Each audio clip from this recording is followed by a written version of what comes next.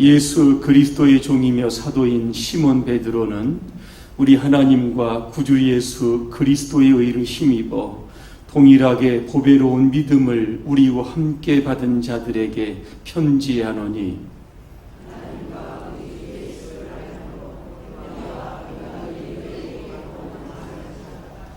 그의 신기한 능력으로 생명과 경건에 속한 모든 것을 우리에게 주셨으니 이는 자기의 영광과 덕으로서 우리를 부르신 이를 알므로 말미암음이라.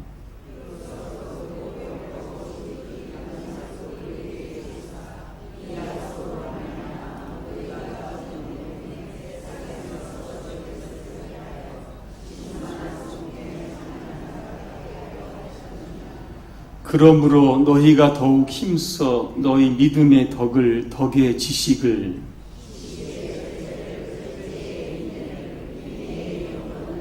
경건의 형제 우애를 형제 우애의 사랑을 더하라.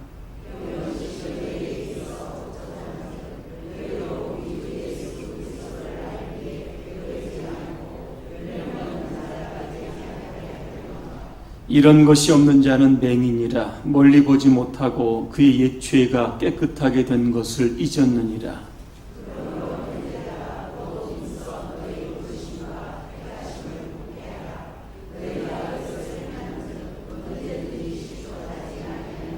(11절) 함께합니다. 이같이 하면 우리 주 곧 구주 예수 그리스도의 영원한 나라에 들어감을 넉넉히 너희에게 주시리라. 아멘. 신성한 성품에 참여합시다 하는 주제로 말씀을 드립니다. 미국의 모 여론기관에서 인생에 있어서 가장 중요한 것이 무엇인가 라고 하는 조사를 했습니다.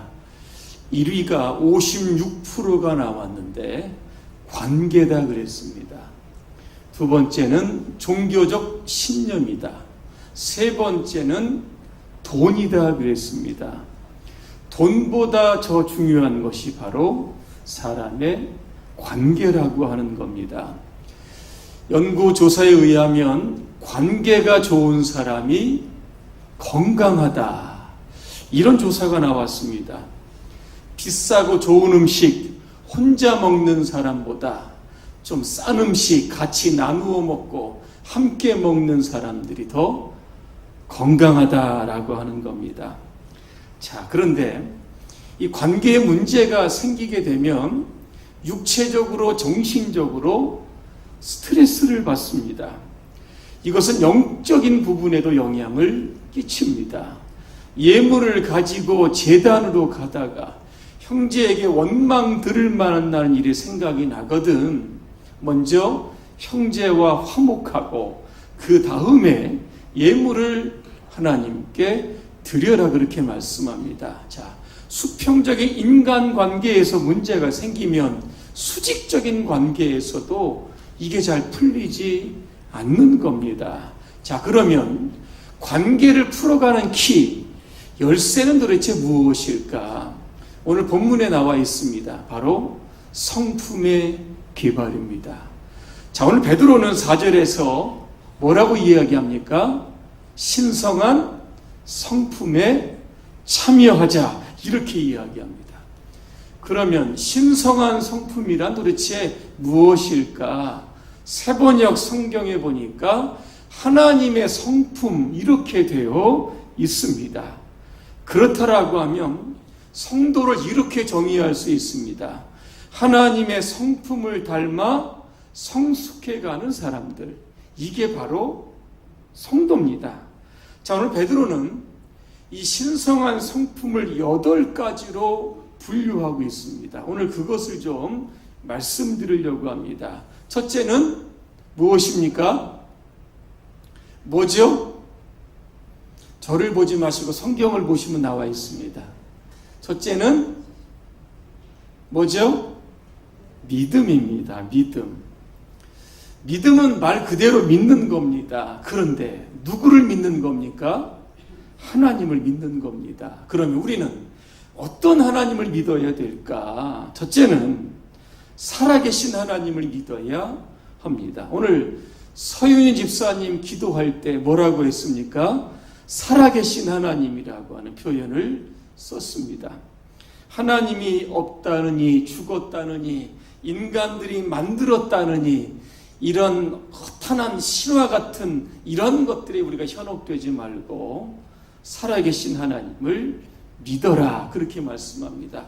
두 번째, 우리는 나와 함께 하시는 하나님을 믿어야 합니다. 성경에 보니까 마태복음에 임마누엘이 나옵니다. 무슨 뜻입니까? 하나님이 우리와 함께 계신다라고 하는 뜻입니다. 육신의 부모, 친구, 남편, 아내 영원히 함께 살 수 없습니다. 그러나 영원부터 영원까지 함께 하시는 분은 결국 하나님 한 분밖에는 안 계십니다. 세 번째, 우리는 복 주시는 하나님을 믿어야 합니다. 하나님은 복의 근원이 되십니다. 비는 하늘에서 오지만 복은 하나님께로부터 오게 됩니다. 누가 복을 받을 수 있습니까? 복 받을 일을 한 사람이 여러분 복을 받게 되는 겁니다. 그래서 우리는 이 믿음이라고 하는 견고한 터 위에 이 신앙의 집을 멋있게 한 단계 한 단계 지어 올라가야 되는 겁니다. 자, 두 번째 신성한 성품이 나옵니다. 뭡니까? 뭐죠? 덕입니다. 덕은 사람과의 관계에서 일어나는 선한 일을 가리켜서 덕이다, 그렇게 이야기합니다. 자, 누가 덕스러운 사람일까? 자신의 어떤 믿음만 고집하는 사람일까? 그렇지 않습니다. 바울은 고린도전서 10장에서 이런 말씀을 합니다. 모든 것이 가하나 모든 것이 유익한 것이 아니요 모든 것이 가하나 모든 것이 덕을 세우는 것은 아니니 누구든지 자기의 유익을 구하지 말고 남의 유익을 구하라. 덕 있는 사람은 어떤 사람입니까? 남의 유익을 먼저 구하는 사람입니다. 예를 들어 우상에게 바쳐진 음식, 제물, 쉽게 말하면 제사 음식 먹어도 됩니까? 바울은 먹어도 된다, 그렇게 이야기합니다. 자, 그런데 조건이 있습니다. 고린도전서 10장 13절에 보니까 그러므로 만일 음식이 내 형제를 실족하게 한다면 나는 영원히 고기를 먹지 아니하여 내 형제를 실족하지 않게 하리라 그랬습니다. 고기 먹는 것 내 몸에 유익도 되지만 이 신에게 바쳐진 음식을 통해서 누군가 실족하게 되면 남의 유익을 구하기 위해서 나는 영원히 고기에 손대지 않겠다, 그렇게 이야기를 합니다. 자, 덕이 없는 믿음, 어떤 믿음일까? 이기적이고 독선적인 믿음입니다. 그래서 우리는 반드시 믿음에 이 덕이라고 하는 가치를 함께 포함시켜야 하는 겁니다. 세 번째는 뭡니까? 지식입니다. 지식은 두 가지를 의미합니다. 하나는 이성에 의하여 습득되는 세상적인 지식입니다. 또 하나는 하나님의 말씀을 통하여 얻는 지식입니다. 자, 그러면 왜 오늘 우리에게 지식이 필요합니까? 이유가 있습니다. 어떤 분들은 하나님의 말씀의 지식보다는 종교적인 경험에 의존하는 분들이 많이 있습니다. 그러니까는 말씀 위에 경험이 있는 겁니다. 이런 분들은 맹목적인 신앙으로 변화될 가능성들이 많이 있는 겁니다. 그래서 우리가 균형 잡힌 신앙을 가지기 위해서는 반드시 하나님을 아는 지식을 가져야 하는 겁니다. 그래야 이단에도 대처할 수 있고 악한 세상에서 지혜롭게 살아갈 수 있는 방법을 깨닫게 되는 겁니다. 자, 그 다음 네 번째입니다. 뭡니까? 뭐죠? 절제입니다. 이 절제는 자제력을 뜻하고 있습니다. 사람은 누군가 좀 많이 배우거나 남들이 가지고 있지 않는 전문적인 지식이나 기술을 가지고 있으면 은근히 교만하게 됩니다. 제논의 제자 중에 하나가 절제하지 못하는 제자가 있었습니다. 한 번은 제논이 그 제자를 불러서 혼을 냅니다. 이때 제자가 뭐라고 이야기하냐면, 내가 돈이 있어서 내 마음대로 쓰는데 뭐 잘못됐습니까? 이렇게 반문하더랍니다. 이때 제논이 이런 이야기를 합니다. 소금이 많이 있다고 요리사가 요리할 때 소금을 잔뜩 집어넣으면 되겠느냐, 이렇게 이야기를 합니다. 절제라고 하는 것은 없거나 모자라는 게 아닙니다. 많이 있습니다. 그러나 아끼고 삼가하는 것, 이것을 가리켜서 절제다, 그렇게 이야기하는 겁니다. 자, 5번째가 나옵니다. 뭡니까? 인내입니다. 인내는 굳게 버티는 지구력이다. 오늘 성경학자가 이런 표현을 했습니다. 자, 초기 그리스도인들에게 다가오는 핍박, 환난, 순교들이 있었습니다.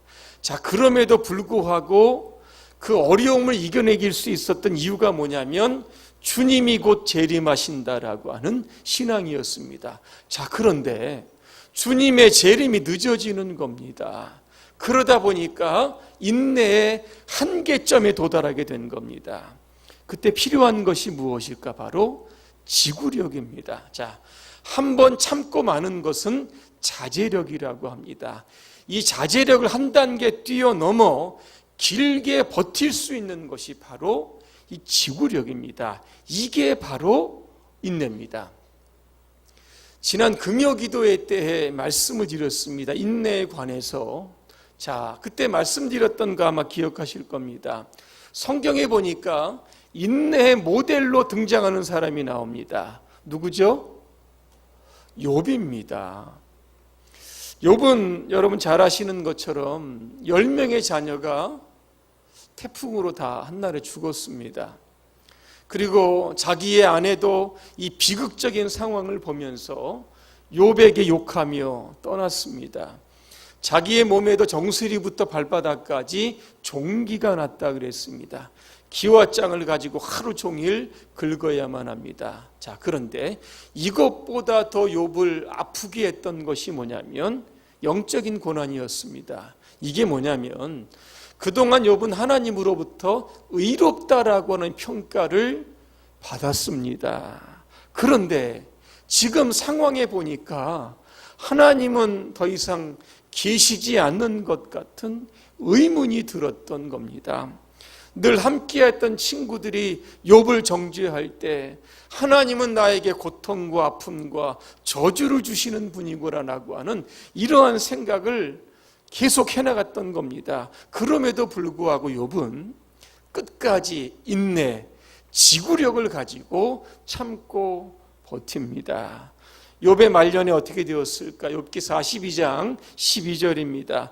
여호와께서 욥의 말년에 처음보다 더 복을 주셨다, 그렇게 이야기하고 있습니다. 성경에 보니까 인내하는 자가 복이 있다 그랬습니다. 자제력 플러스 지구력, 이 두 가지 요소를 함께함으로 말미암아 여러분 인내의 사람들이 되시길 바랍니다. 자, 6번째가 나옵니다. 뭡니까? 경건입니다. 경건이라고 하는 것은 하나님을 의식하고 예배한다는 뜻입니다. 구약에 보면 하나님을 의식하지 않았던 때가 있었습니다. 어떤 때입니까? 노아 시대입니다. 노아 시대는 하나님 없이 사람들이 죄를 짓고 죄악이 관영한 시대입니다. 하나님은 그 시대를 향해서 심판을 내리시는데 이런 말씀이 있습니다. 베드로후서 2장 5절입니다. 경건하지 아니한 자들에게 세상에 홍수를 내리셨다 그랬습니다. 또 한 가지 예가 나옵니다. 소돔과 고모라, 여러분 아실 겁니다. 유황 불로 인하여 도시가 흔적도 없이 타버렸습니다. 왜 그런 벌을 주셨을까? 베드로후서 2장 6절에 답이 나옵니다. 후세에 경건하지 아니하는 자들에게 본을 삼으시기 위해서다 그랬습니다. 그래서 바울은 디모데에게 이렇게 이야기합니다. 경건에 이르도록 끊임없이 자신을 연단시켜라, 그렇게 말씀하고 있는 겁니다. 7번째입니다. 뭡니까? 형제 우애입니다. 어떤 교회인가 아름다운 교회일까? 어떤 교회가 아름다운 교회입니까? 형제 간에 우애 있는 교회입니다. 우애가 뭡니까? 우정과 사랑의 줄임말입니다. 성경에 보니까 이런 교회가 있었습니다. 데살로니가전서 4장 9절입니다. 형제 사랑에 관하여는 너희에게 쓸 것이 없음은 너희들 자신이 하나님의 가르치심을 받아 서로 사랑함이라, 그렇게 되어 있습니다. 옆에 있는 분들을 보시길 바랍니다. 옆에 있는 분들이 바로 여러분의 형제요 자매입니다. 이 땅에서 사랑과 우정을 함께 나누어야 하는 그러한 분들이 바로 여러분 좌우 앞뒤에 계신 분들입니다. 말세의 징조 중에 하나가 뭔지 아십니까? 사랑이 식어진다 그랬습니다. 그래서 베드로는 사랑하되 뜨겁게 사랑하라, 이렇게 우리에게 말씀하고 있는 겁니다. 마지막 8번째가 나옵니다. 뭡니까? 뭐죠? 사랑입니다. 한 율법사가 예수님께 묻습니다. 세상에서 가장 큰 계명이 뭡니까? 마음과 목숨과 뜻을 다해 하나님을 사랑하고 내 이웃을 내 몸과 같이 사랑하라 그랬습니다. 가가와 토요이코라고 하는 분이 있습니다. 이분의 그 젊을 때 이야기를 좀 말씀을 드립니다. 이분이 젊은 시절에 이 빈민촌에 들어가서 전도를 시작을 합니다. 근데 이 가가와를 지켜보던 한 친구가 있었는데 그의 사역을 보니까 허송세월을 하고 있는 것 같았습니다. 빈민굴 안에는 도박꾼이 있고 살인자가 있고 전과자 등등 세상에서 버림받은 사람들이 가득했습니다. 가가와는 이들을 불러놓고 예배를 드립니다. 이들이 찬송을 모르기 때문에 자기 혼자 힘있게 목청을 높여 찬송을 합니다. 그리고 예배 중에 알코올 중독자는 술을 마십니다. 어떤 불량배는 가가와를 찾아와서 돈을 달라고 협박을 하고 때리기도 합니다. 그러면 돈을 이렇게 집어주는 겁니다. 이 친구가 옆에서 보다가 너무 화가 나가지고 이런 질문을 합니다. 저 사람들에게 돈을 주면 분명히 도박할 거고 술 먹을 텐데 그것 알면서도 돈을 주느냐, 그렇게 이야기를 합니다. 이 질문에 가가와는 이런 대답을 합니다. 우리가 어린아이를 키울 때 넘어지면 일으켜주고 넘어지면 일으켜주고 의사가 병자에게 주사를 놓고 또 질병에 걸리면 또 주사를 놓는 것처럼 마지막까지 믿고 참아주는 것이 사랑이다, 이런 표현을 여러분 썼습니다. 결론입니다. 신앙의 연륜이 깊어도 성품이 개발되지 않으면 여전히 신앙의 어린아이밖에 될 수밖에는 없습니다. 고린도전서 13장 11절입니다. 내가 어렸을 때는 말하는 것, 깨닫는 것, 생각하는 것이 어린아이와 같았지만 장성한 사람이 되어서는 어린아이의 일을 버렸다 그랬습니다. 그러면 신앙은 자라가는 겁니다.